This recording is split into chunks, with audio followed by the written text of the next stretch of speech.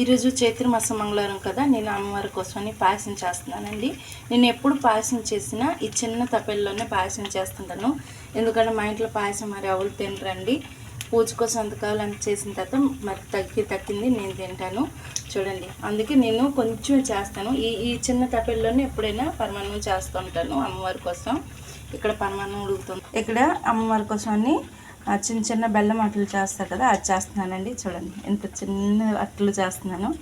మామూలుగా అయితే మనం పెద్ద అట్లు చేస్తాం, అమ్మవారి కోసం కదా కొంచెం చిన్న చిన్న అట్లు చేస్తున్నాను.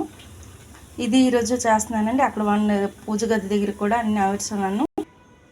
ఇక్కడ చూడండి పువ్వులు, అరటిపళ్ళు, వాసన పళ్ళు, మళ్ళీ బెల్లం పానకం అండి, కొబ్బరికాయ, మొరటి నీళ్ళు అన్నీ రెడీ చేసుకుంటున్నాను. ఇంకా పాయసం అట్లు పెట్టేసి నేను రెడీ అయ్యి గుడికి వెళ్ళి రావడమే బాకీ ఉంది. అన్నట్లు మీరు ఈరోజు చైత్ర మాస మంగళవారం చేస్తున్నారా? చేస్తే ఎలా చేస్తున్నారనేది కామెంట్ చేయండి.